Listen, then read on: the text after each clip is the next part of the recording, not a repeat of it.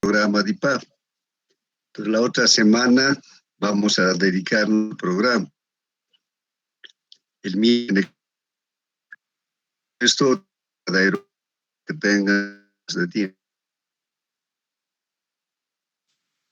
Buenas tardes, una consultita. ¿Qué tema va a entrar el examen? ¿Va a entrar PC? No entra PC. Solo DNIT, Instituto y ASTO. No, o sea, va a ser el más fácil de los exámenes, tienen que sacar alta nota. Es solamente DNIT y el Instituto del Asfalto. Y los rígidos vamos a dejar para el tercer parcial. Gracias, Inge. Entonces ya tienen todo el DIPAF para programar la siguiente semana. Hemos hecho los reclamos que correspondían, de los que no habían recibido, entiendo que les han atendido.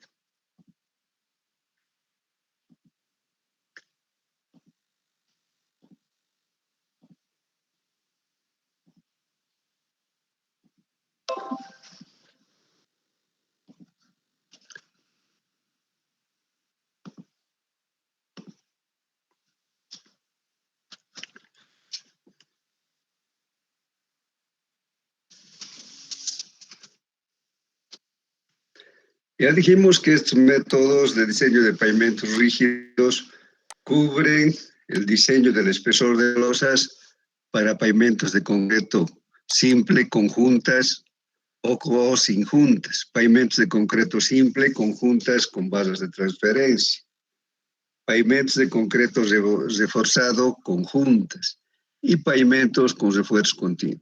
Entonces el método se aplica a todos estos tipos de pavimento. Ya habíamos visto que el pavimento de concreto simple son losas de hormigón sin armadura que están asentados en una base, que puede ser de suelo granular, suelo cemento, base estabilizada, etc. Normalmente van a tener longitudes de 3 a 5 metros y ellos de 3 a 4 metros. El pavimento simple con pasajuntas va a tener ese apoyo de las barras de transferencia de cargas para soportar los esfuerzos que generan las ruedas cuando pasan de una losa a otra. En estos casos, en teoría, se podía ampliar la longitud de las losas hasta 6 metros, pero en la realidad no es así por los diferenciales térmicos que tenemos en nuestro medio. También se aplica a pavimentos de losas armadas. Cuando son losas armadas, es independiente para cada losa. Por eso que además van a tener pasajuntas. Y la armadura se pone en la parte superior, normalmente a 5 metros de la superficie. Entonces la armadura principalmente cumple una función de distribuir los esfuerzos y evitar los agrietamientos. No podemos decir que es una armadura estructural, porque además va a ser de un fierro delgado, que puede ser de 6 milímetros o de 10 milímetros. Las con refuerzo continuo van a tener 2 capas de armadura, en la parte superior y en la capa inferior. Se hacen con anchos de 3 a 5 metros. Y su longitud es infinita, porque puede hacerse, si hace en turnos de trabajo de la que cubren las 24 horas, se puede ir vaciando sin interrupción. En cambio, si se tiene marcadas jornadas de trabajo de 8 horas, al final de cada jornada se crea una junta de construcción. Y al día siguiente se sigue con hormigonado sin tener en cuenta el tamaño de las losas, porque esta es una armadura continua, no existen losas.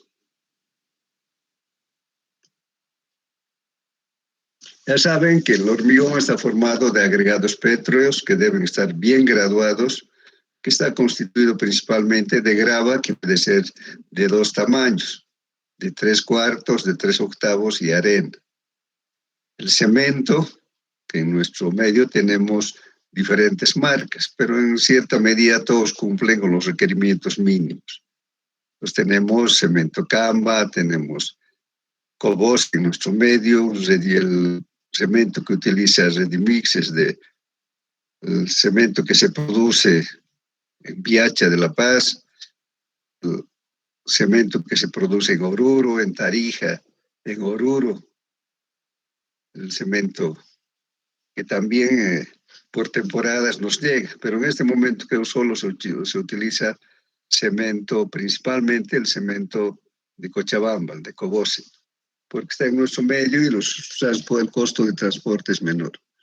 Pueden tener aire incorporado de acuerdo al diseño que se haga en la dosificación y también aditivos para diferentes fines. Según ACTM hay 5 tipos de cementos: el normal, el de resistencia normal a los sulfatos, de altas resistencias tempranas, bajo calor de hidratación, resistencia a los sulfatos. En nuestro caso, en realidad se utiliza el normal y el tipo 3, que sería de altas resistencias tempranas. Por eso en Bolivia tenemos el I, que tiene otra nomenclatura, IP y el P, que son principalmente que están definidos por las categorías, por las resistencias a los 28 días en megapascales. El tipo 1 para resistencias promedio de 25 megapascales, el IP para 30 y el P para obtener una resistencia de 40 megapascales. En lo que se refiere a aditivos, tenemos agente incorporador de aire, los reductores de agua. En el caso de pavimentos es importante que el pavimento, el hormigón, tenga la menor cantidad de agua, porque son superficies grandes de poco espesor. Entonces la fisuración va a ser mayor si tiene un contenido mayor de agua, porque la pérdida de volumen también ha de ser mayor. Entonces generalmente la pérdida de humedad genera fisuramiento. Es por eso que tenemos los cortes en las juntas. Pues por eso es que la tendencia siempre en pavimentos ha de ser a tener el menor contenido de agua. Para esto puede ayudar un aditivo que es reductor de agua, que además de disminuir el agua hace que la mezcla sea trabajable. Aceleradores de fraguado, retardadores de fraguado que se utilizan en clima cálido, los aceleradores en clima frío. También hay aditivos para mejorar la resistencia. Después hay para diferentes fines como la ceniza volante, la microsílica, la puzolana, pero que en nuestro medio no se utiliza. Entonces, una de las cosas importantes es realizar un adecuado curado del hormigón durante por lo menos los primeros días de fraguado del hormigón, cuando el hormigón está perdiendo volumen por la pérdida de humedad. Entonces, se debe tener un procedimiento bien establecido para proteger las losas de un secado violento, que no estén expuestos a los rayos solares. Entonces, para esto hay diferentes tipos también de procedimientos para cubrir las losas y que no estén expuestos a una pérdida acelerada de la humedad. Entonces, para esto hay que considerar la humedad, la temperatura y el tiempo. A mayor temperatura, el secado del fraguado del hormigón ha de ser más rápido. Entonces, el tiempo va a estar en función de las condiciones de medio ambiente que tenemos en la zona y también va a depender de la humedad.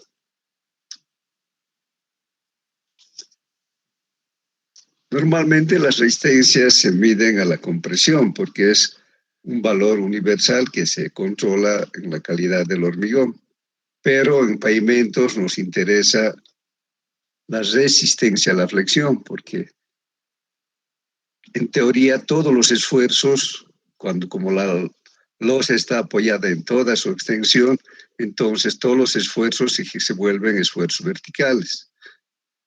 Es por eso que nos interesa tener un porcentaje que nos cuide de las irregularidades que se puede tener en la base o algún desequilibrio que se cubriría con esa resistencia a la que tienen las losas. Por eso que lo que se pide en megapascales sería 4.5. Si tenemos en cuenta que la resistencia a la compresión más o menos ha de estar entre 35 y 40 megapascales. Entonces estamos pidiendo el 10% de la resistencia a la compresión. Entonces, esta resistencia va a depender del tamaño de los agregados, la forma, tipo. Esto tiene que ver con los esfuerzos de fricción que se generan en el interior del hormigón. Si son partículas redondeadas, los esfuerzos de fricción han de ser menores. Por tanto, la losa puede fallar más rápidamente. La composición del cemento, eso representa la cantidad de kilos de cemento por metro cúbico de hormigón. No siempre una mayor cantidad de cemento significa una mayor resistencia. Hay un tope.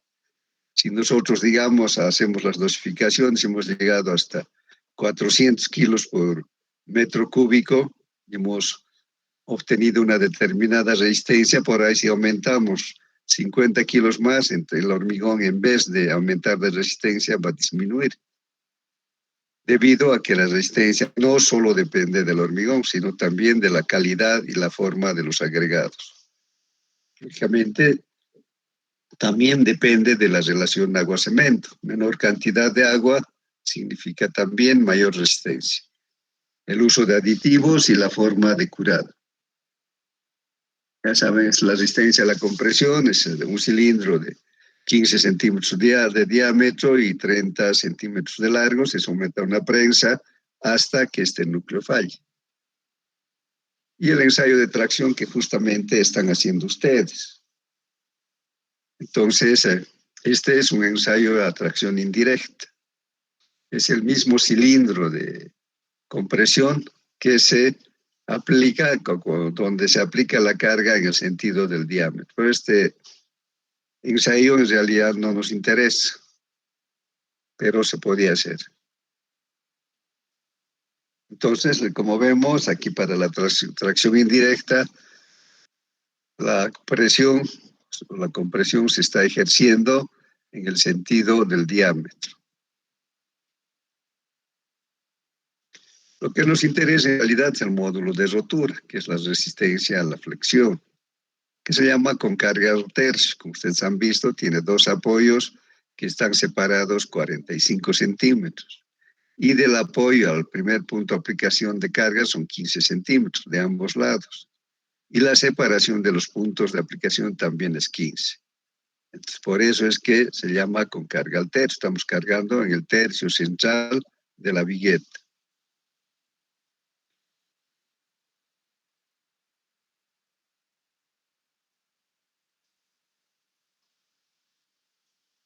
El módulo de elástico del hormigón también se puede determinar utilizando cilindros de compresión, pero es un ensayo diferente. Actualmente en el laboratorio de resistencia de materiales tenemos el equipo para sacar los módulos elásticos.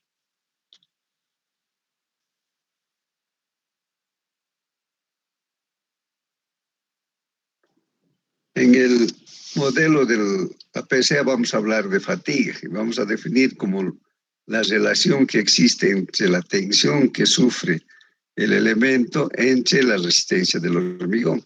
La resistencia del hormigón ha de ser la resistencia de diseño, que puede ser 4.5 megapascales. Las cargas repetitivas tienen que ser menores a las cargas de rotura para que el hormigón pueda resistir durante el periodo de diseño. Para determinar la fatiga se han hecho varios modelos. El modelo de la PCA, el modelo de fatiga con cero mantenimiento, el modelo de fatiga de la AISTO-ARE, del otro modelo de la AISTO-BASIC y el modelo de diseño calibrado mecanístico que también es de la AISTO. Entonces, las propiedades importantes del hormigón son la retracción. Eso principalmente se va a dar por la pérdida de humedad en los primeros días o las primeras horas de vida del hormigón, pero continúa por los cambios de temperatura. La expansión-contracción se va a dar directamente por cambios de temperatura. Se expande cuando hace mucha calor y se contrae cuando hace frío. En función de esto está la durabilidad. Pues tiene que ver también con las fallas, la durabilidad tiene que ver con el sistema de vacíos de aire, las fisuras en D que hemos visto que es una falla que se presenta en pavimentos rígidos, por eso se llama fisuras de durabilidad D. También la composición química del agua y del cemento frente a la composición química de los agregados, donde se puede tener una reactividad a los álcalis que tienen los agregados, y eso va a hacer que el hormigón se deteriore rápido. Y el otro tema es la resistencia a los sulfatos, si es que estamos en una zona contaminada. Entonces aquí vemos un aditivo de fibras de hormigón. Las fibras de hormigón principalmente van a beneficiar al esfuerzo de tracción, especialmente a la forma en que se rompe la viga. No va a ser una rotura violenta, sino es una rotura lenta porque la vigueta todavía a través de estos filamentos de hormigón conserva una resistencia al momento de romperse. Entonces, esa ha de ser la diferencia cuando se utilizan fibras de acero en el hormigón o también fibras de polietileno. En el diseño, ¿qué cosas debemos considerar? Primero, el diseño del espesor de la losa. En todos los métodos adoptamos el espesor de la base o su base. Hay que hacer un detalle de pasajuntas, de barras de amarre y también de la caja de sello. Si tienen preguntas.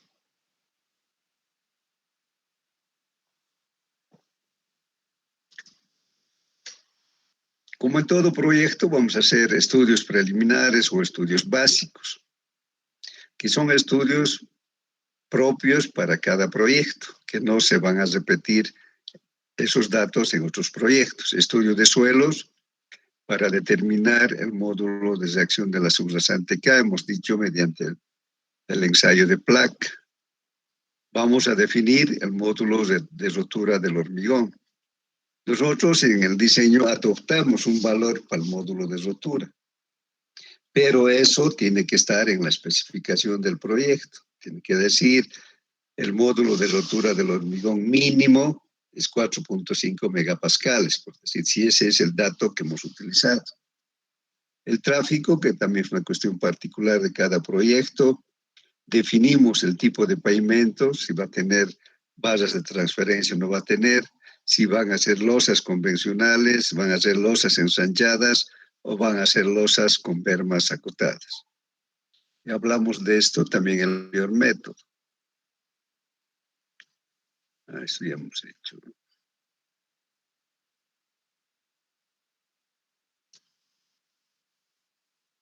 Entonces, el método de la PCA ha sido desarrollado por la Asociación del Cemento Portland de los Estados Unidos.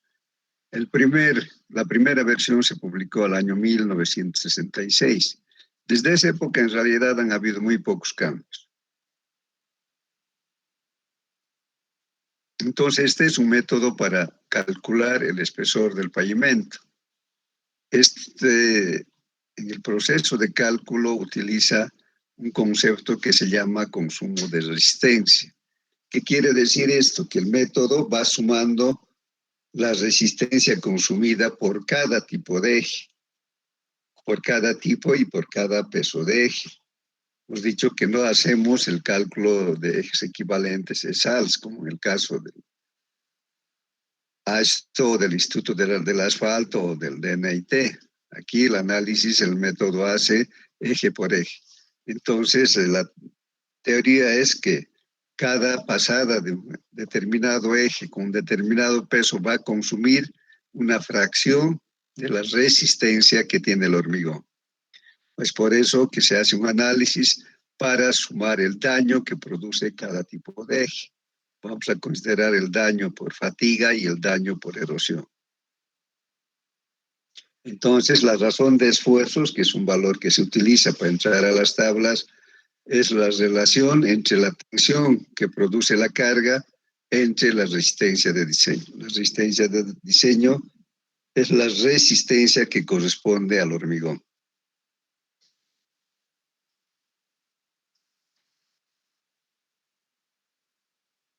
Entonces, cuando hacemos el cálculo, vamos a determinar el número de repeticiones admisibles para cada condición de losa y de base. Entonces, vamos a sacar de las tablas. Esto se ha hecho a través de un cálculo, lógicamente, pero nosotros tenemos la ventaja de utilizar directamente las tablas. Entonces, ahí vamos a sacar el número de repeticiones admisibles que vamos a tener para cada tipo de eje. Y estos valores vamos a comparar con el número de repeticiones pronosticadas, que es el valor que calculamos a través de los datos actuales que tenemos del tráfico. Entonces vamos a establecer un porcentaje de consumo de resistencia. O sea, el número de repeticiones pronosticadas entre el número de repeticiones admisibles multiplicado por 100 nos va a dar el consumo de resistencia que produce cada tipo de eje. En 1984, Packard, ustedes saben, Packard es de las máquinas de calcular científicas o digitales, hizo una mejora al método.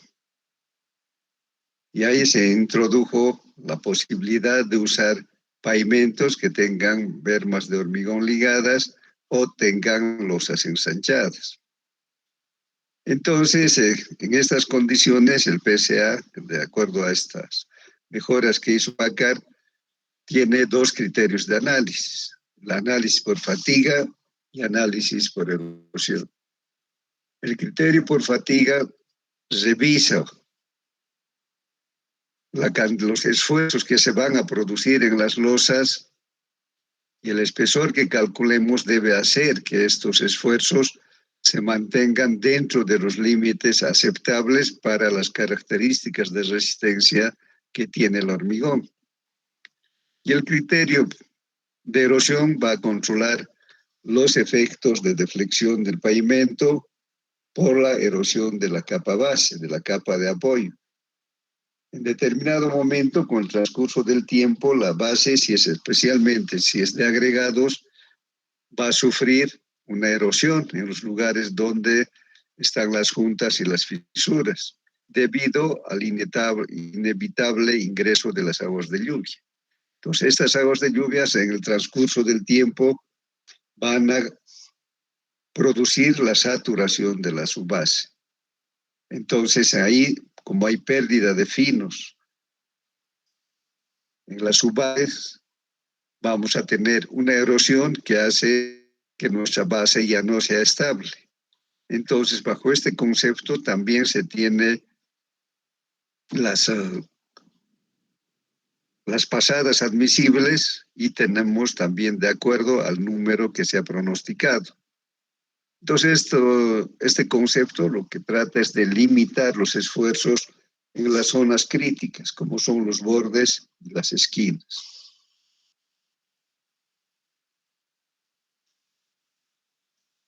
El método considera esfuerzos críticos. ¿Dónde se van a producir los esfuerzos críticos? En los bordes de las losas, porque la base de sustentación, la superficie de la base de sustentación disminuye en los bordes. También se van a producir esfuerzos críticos en la unión de una junta transversal con el borde de la losa, porque aquí de ahí en ambos lados tenemos una disminución de la superficie de sustentación de la carga, tanto en el sentido transversal como en el sentido longitudinal. Entonces, las posiciones críticas de los camiones tienen que ver con este concepto. Dentro del análisis que hizo la PSA, se encontró que el área crítica de la losa es un borde que tiene 60 centímetros. Entonces, todos los camiones que pasan a una distancia igual o menor a 60 centímetros están produciendo esfuerzos críticos. Entonces considera que el 6% de camiones que circula por el borde producen el mismo daño que el 94% de los camiones que transitan por la parte central. Entonces los esfuerzos van a ir disminuyendo a medida que la posición de las ruedas se va alejando del borde del pavimento. Entonces vamos a considerar que este 6% de los camiones que circulan por el borde van a producir la condición crítica. Entonces decíamos que este porcentaje del 6% ocasiona el mismo deterioro, las mismas fallas que toda la distribución vehicular en el carril de diseño. Si tienen preguntas.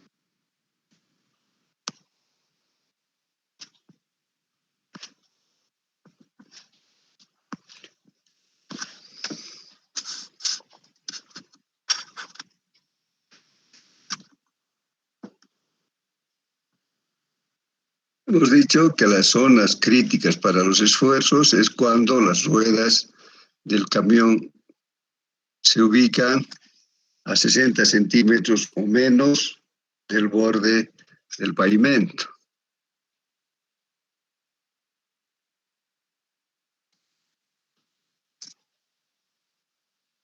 También hemos dicho se producen esfuerzos críticos cuando la rueda de los camiones se sitúa cerca al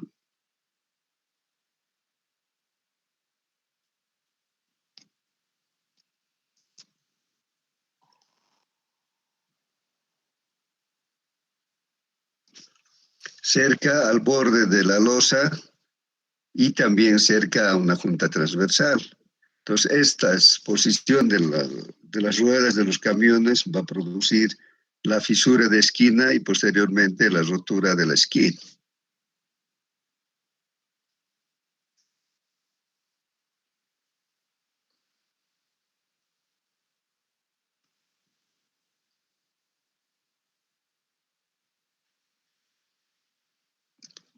No está a escala.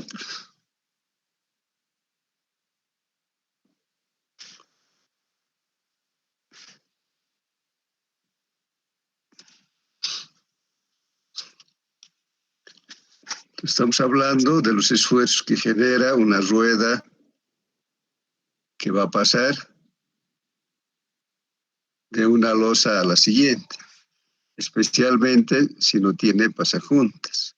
Si tuviera pasajuntas, entonces la transferencia de cargas se va a compartir con la losa vecina. Podemos decir que el 45% de los esfuerzos son soportados por la losa de adelante. Y al revés, cuando ha pasado hacia la otra losa, en esa losa el esfuerzo es del 55% y en la anterior el 45%. Pero siempre que tenga pasajuntas. Entonces es una de las formas de controlar los esfuerzos críticos. Y para los bordes también existe el procedimiento de bermas acotadas o losas ensanchadas.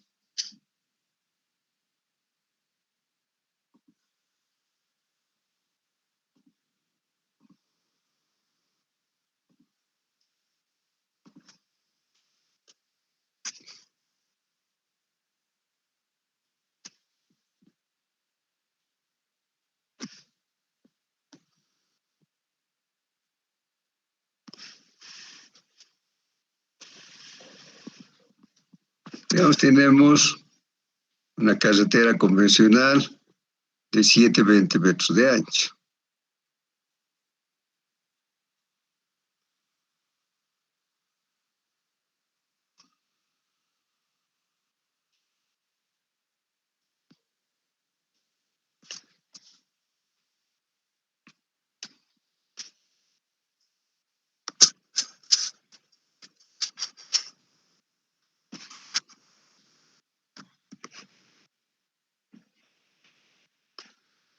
Las bermas acotadas, justamente por ese criterio de que los esfuerzos críticos se ocurren cuando la llanta del camión se sitúa a 60 centímetros o menos, entonces las bermas acotadas van a tener un mínimo de 60 centímetros. Lógicamente, por razones de costo, va a ser 60 centímetros, o sea, el mínimo requerido.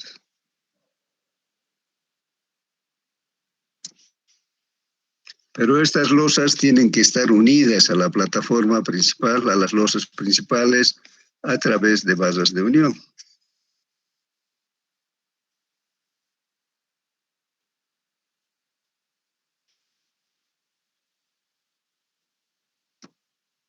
Van a tener el mismo espesor con la misma calidad de hormigón que las losas de la calzada.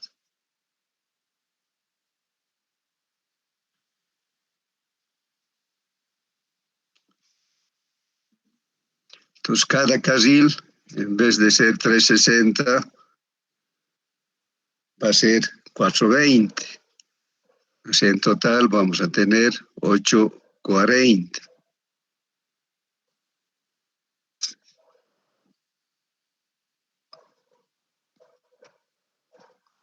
Entonces, estamos incluyendo bermas acotadas con un ancho de 0,60.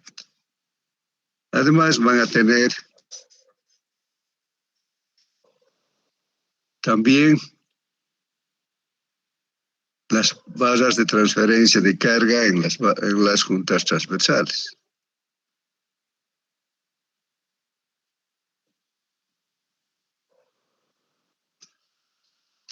Entonces, esta es una forma de controlar los esfuerzos críticos de orilla. Pero esto no serviría si no se tiene una buena señalización, porque los conductores hay algunos que les gusta ir bien por el borde, y si no hay ninguna señalización, entonces igual se van a ir al borde de la plataforma que tenemos o del carril que tenemos de 420. Entonces, para eso va a ser necesario, primero, que se haga una buena señalización. Aquí va a haber una señalización muy clara de borde de pavimento. Además, decíamos, cuando veamos a esto hay que poner sonorizadores, que pueden ser huecos o pueden ser las cosas sobresalidas que se ponen en las calles para obligar a los choferes a disminuir velocidad.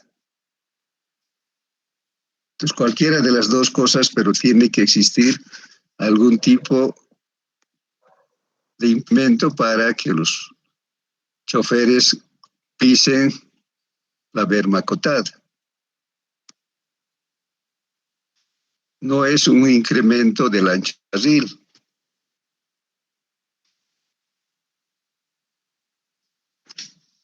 La berma acotada es un refuerzo para las losas de la calzada para que la superficie que soporta las cargas sea mayor. Entonces aquí, en vez de tener una distribución de esfuerzos en una superficie de este tipo, que una parte se va a ir al aire, entonces vamos a tener una superficie compartida con las bermas acotadas. También esto mismo podemos hacer de otra manera.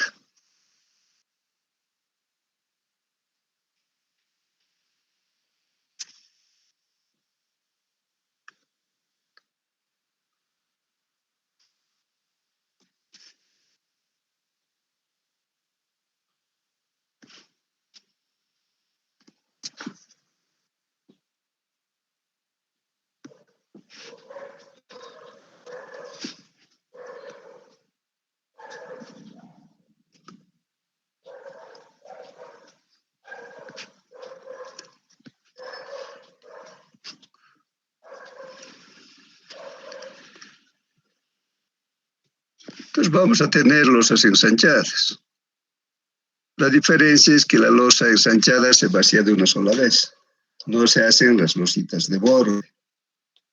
Entonces, nuestro ancho total de pavimento ha de ser también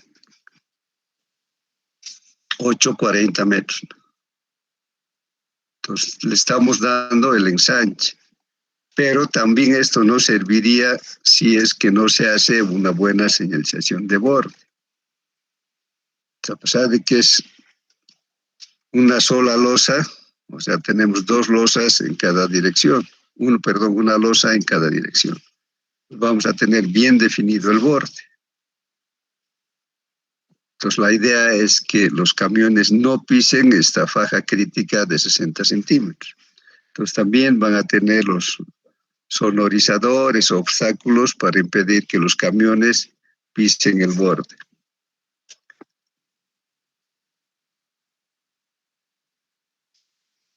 Entonces, estos dos tipos de construcción del pavimento nos van a mejorar las condiciones de esfuerzos críticos que se dan en los bordes.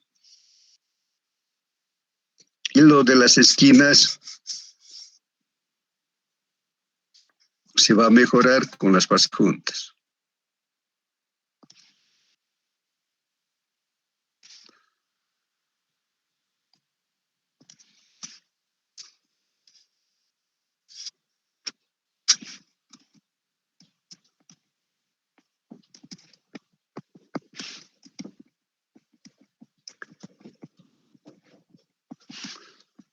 Entonces ya hay un soporte mancomunado entre dos losas contiguas a través de la transferencia de cargas mediante los pasadores.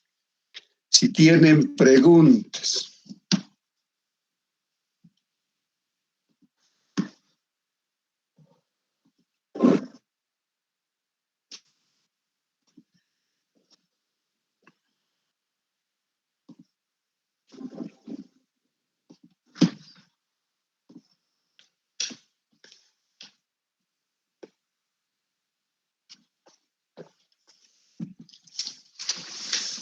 El porcentaje de consumo, que va a ser ya sea por erosión o por fatiga, ha de ser un porcentaje.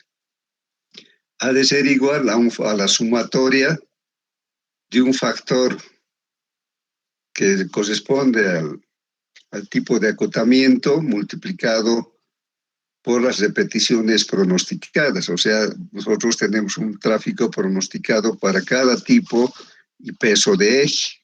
Entonces va a ser la sumatoria de todos estos tipos y pesos de ejes, dividido entre el número de repeticiones admisibles, que ya el método nos permite calcular directamente a través de tablas. Y eso multiplicado por 100 nos da un porcentaje del daño por erosión. Este factor C2 va a tener un valor de 0,06 para pavimentos que no tienen acotamientos ligados y 0,94 para pavimentos que sí tengan bermas acotadas. ¿Qué factores vamos a considerar en el diseño? El tránsito. En el tránsito vamos a considerar de manera individual los tipos y los pesos de ejes, teniendo en cuenta la tasa de crecimiento y el factor de carril. Factor de carril y el factor direccional, que en este caso salen en uno solo. Lógicamente tenemos que tener información del módulo de reacción de la subrasante. Vamos a asumir un valor del módulo de rotura del hormigón, que esto necesariamente tiene que volverse en un punto del pliego de especificaciones técnicas. Luego tenemos que definir de acuerdo al tráfico que tengamos si el pavimento va a tener bermas acotadas o no y si se van a utilizar pasajuntas o no.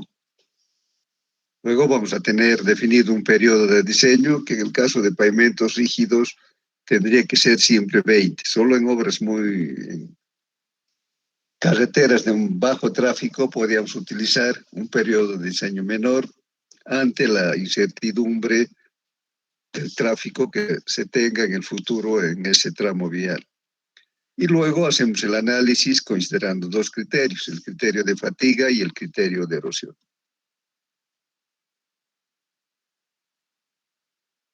Entonces el tráfico vamos a hacer de manera individual, pero vamos a ir agrupando los pesos por cada 1000 vehículos. En general, no, como nosotros no tenemos datos sistematizados, vamos a hacer de manera general. Utilizamos una tasa de crecimiento y vamos a utilizar factores de distribución del tránsito en el carril diseño, que resulta ser el factor direccional y el factor de carril. Entonces el tráfico vamos a ordenar primero ejes que tengan un peso menor o igual a 4 toneladas.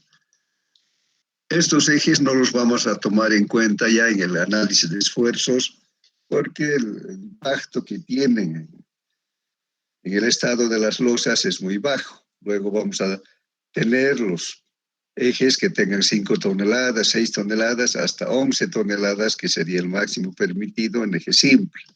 Hacemos lo mismo con ejes tándem, 14, 15 hasta 18. Y los tridem de 20, 21 hasta 25. El número de pasadas por cada tipo de vehículo vamos a registrar por cada 1000 camiones. Decíamos que los tráficos livianos vamos a desechar con pesos menores o iguales a 4 toneladas. El factor de distribución por carril en este caso se realiza mediante un ABA, que sería este. Ese de abajo está también en el texto. Entonces la primera, esta raya, no sé si se ve la negra, es para 3 carriles, y la que está más lejos es para 2 carriles de dirección, en cada dirección. Aquí vamos a entrar con el tráfico promedio diario en miles, pero correspondientes a un solo carril. Entonces aquí de principio está 0,5, porque siempre el factor direccional ha de ser 0,5.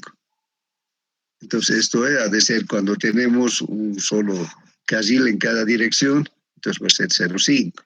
Si tiene 3 carriles, ya vamos a ir viendo de acuerdo al porcentaje o al tráfico que tengamos en el estudio de tráfico. Entonces, sacamos una línea horizontal desde el eje vertical hasta una de las líneas que corresponden a 3 carriles o 2 carriles.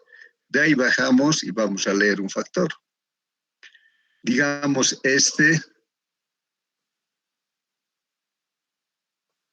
digamos en un carril tenemos, sería esto 10.000 porque está en miles, ¿no? 1.000, 2.000, 3.000, 4.000, 5.000, digamos. Entonces vendría aquí, nuestro factor sería 0,84 más o menos. Pero ese 0,84 es el factor de carril multiplicado por 0,5. Entonces el factor direccional siempre ha de ser 0,5. El factor de carril vamos a sacar desde ahora. Si tienen preguntas.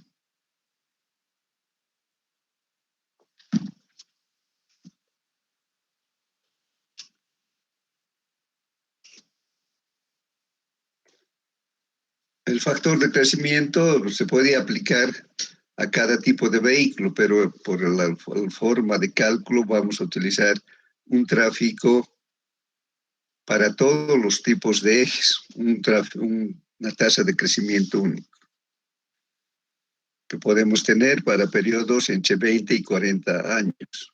Y podemos utilizar tasas de crecimiento entre 1 y 6%. En el texto tenemos esta tabla para sacar el factor de crecimiento, que es totalmente diferente a los factores de crecimiento del ASHT. Digamos, para un factor de crecimiento de 2, para un periodo de diseño de 20 años es 1.2, para 40, 1.5. Para 4% sería 1.5 y para 40 años 2.2. El factor de crecimiento en este caso obedece a esta fórmula, que es diferente al del Ashton. 1 más la tasa de crecimiento en decimales elevado a 0,5 del periodo de diseño nos da el factor de crecimiento.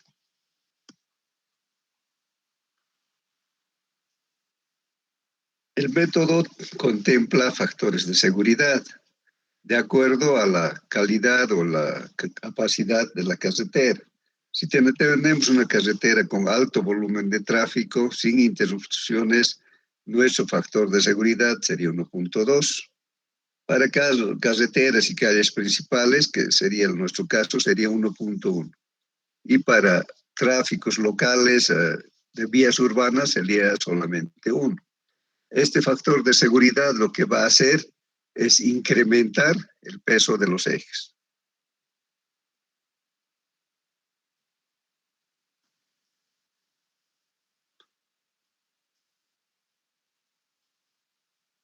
Entonces, esta es una fórmula también para el daño acumulado en el periodo de diseño.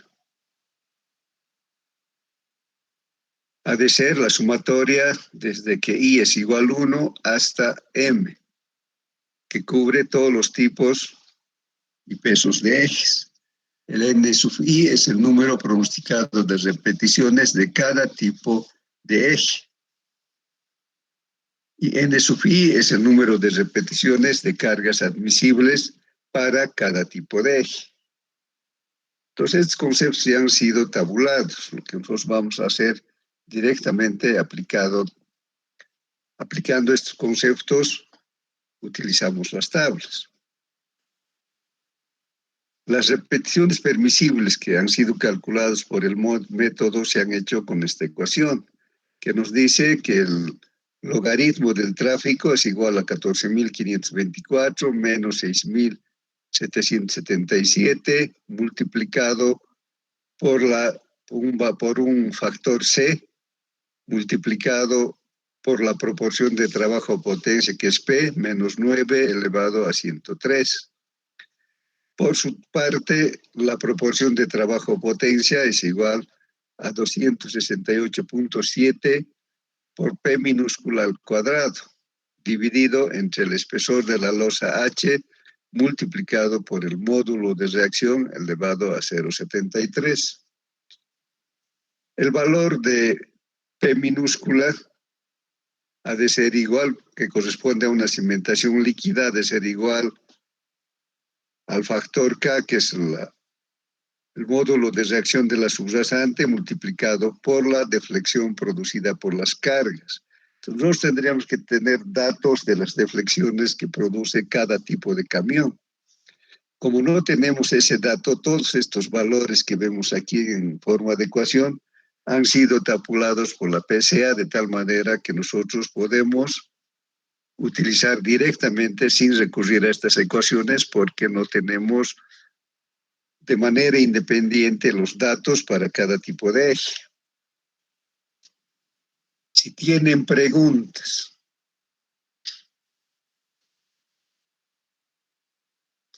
Entonces, para el hormigón vamos a utilizar la resistencia a la flexión a los 28 días.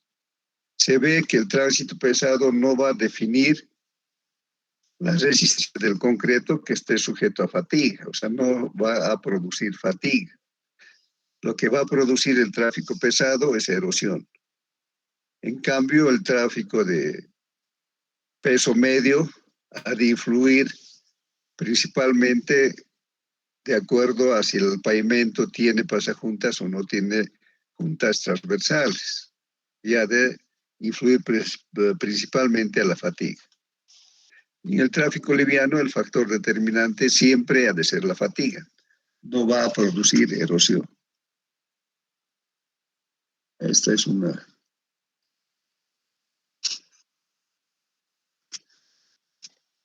Si tienen preguntas.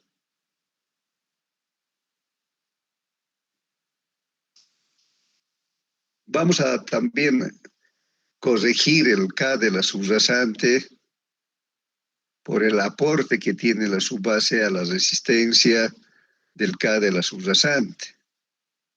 La PCA tiene unas tablas que inicialmente se habían publicado, que están en este capítulo de la PCA, pero posteriormente publicaron las otras tablas, que son también de la PCA, las que están en la parte de pavimento rígido por el método ASHTO. Entonces, por ser más cómodo, vamos a utilizar las tablas que hemos utilizado para el método ASHTO, porque nos permite entrar directamente con el CBR, sin necesidad de hacer una transformación a su equivalente módulo de reacción. Pero para que sepan, también van a encontrar estas tablas, que está en función de la subrasante, del valor K de la subrasante en megapascales por metro.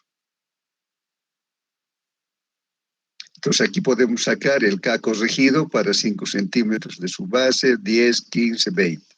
Lo de 5 es un absurdo porque no existe 5 centímetros de espesor, porque a no ser que sea un valor, una mezcla similar a la mezcla de carpeta asfáltica, que sea una base estabilizada con asfalto. En ese caso sí, podría ser 5 metros. Pero aquí, de hecho, el título dice su base de agregados. Entonces vamos a utilizar cuando menos 10 centímetros, 15 o 20, si es que utilizáramos esta tabla. Y esas tablas son las que están en la parte del ASHTO, que podemos entrar con el CBR, con el K.